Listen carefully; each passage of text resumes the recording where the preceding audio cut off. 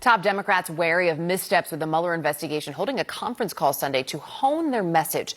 The leader of the party's campaign arm telling members to test that messaging in their districts while they're home for a 2-week recess.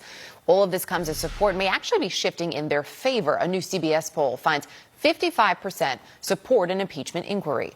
Joining me now, one of the Democrats up for re-election in 2020, California Congressman Huffman. Sir, good to have you with us this morning. Good morning, Erica. Good morning. So you were in a pretty safe district, but I know there is some concern from some of your colleagues in swing districts. So here's a little bit more of what Speaker Pelosi had to say about the politics of impeachment. Take a listen. Do you have any anxiety at all about any of the stuff we're talking about or anything that we're not talking about impacting your ability to hold control of the House in 2020? Doesn't matter. It doesn't matter. Our first responsibility is to protect and defend the Constitution of the United States. Is it worth that risk? I think she's exactly right, and I love hearing the Speaker of the House frame it in those terms. I have long argued that if we just step up and do our constitutional duty, the politics will follow. And I think we're starting to see that. When you say the politics will follow, what do you mean by that? Because, as we know, the Speaker wants to keep it apolitical. I think doing the right thing is good politics. And I think for some, we had it a little backwards as we were struggling with, how to step up to and address this moment. But we're in a great place today. There's something about what the president did in this Ukrainian scandal. It is a betrayal of the highest order. And I think it has brought a clarity of purpose and a unity to our caucus and increasingly beyond our caucus. And we're just going to stay very focused on that. It's the right thing to do. It's what the Constitution says we must do. And ultimately, surely it will end up being good politics as well.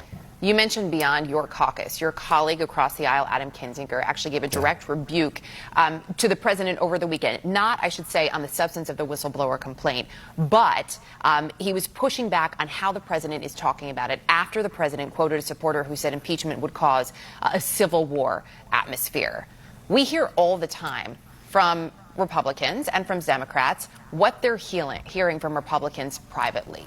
Give me a sense, what are you hearing in those conversations with your colleagues across the aisle?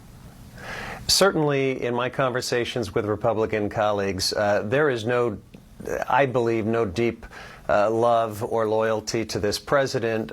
There is a recognition that he has created a very unforgiving political climate in Republican politics that requires them to stick closely to him. But I think with this latest scandal, with this betrayal of his office, this gross abuse of power that involves our national security, you should see some cracks emerging in that cult of Trumpism.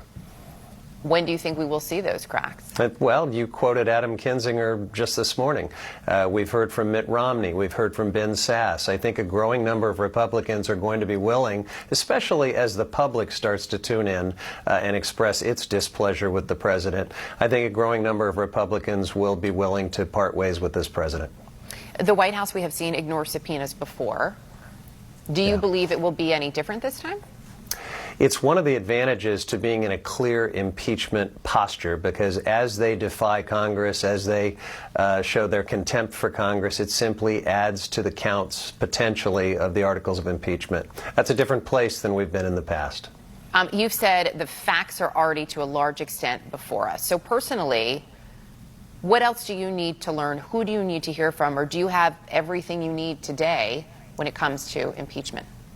I think we have the basic elements of a clear impeachable offense. This president betrayed his oath of office, abused his power in the worst possible way in this Ukrainian scandal by urging a foreign leader to meddle in our election, to dig up dirt on his political opponent, and it's directly against our national security interest. Those elements are all clearly met, but we've still got to draw forward the specific facts, and that'll happen through hearings, through first-person witnesses that will be very compelling in the days ahead, and then we'll see where this goes. But I do believe that the elements and the facts are there to support articles of impeachment. You are not on one of the committees investigating the president, but you are on two committees with some major agenda items: infrastructure, climate crisis. The president has said this is all a distraction, and this is going to keep a lot of that work from getting done. Can you get anything else done with impeachment as a focus? We can and we will. This House has already acted on just about all the elements of our For the People agenda. We have delivered legislation to the Senate on even something that previously had been hard to address, gun violence reform. We have addressed prescription drug pricing, and we're going to see a major bill on prescription drug prices in the days ahead. We're working very hard on that right now. We're working hard on infrastructure. If we could get the president to agree with us on the pay for and other elements of an infrastructure package, we have the opportunity to deliver that for the American people. And so there's going to continue to be a lot of work going into delivering on that agenda. But we can do two things at once, and I think we will. Congressman Jared Huffman, appreciate the time today. Thank you. Thank you. Coming up, President Trump ramping up his attacks on the whistleblower as Congress gets closer to hearing directly from that person. A veteran intelligence official joins us to respond next.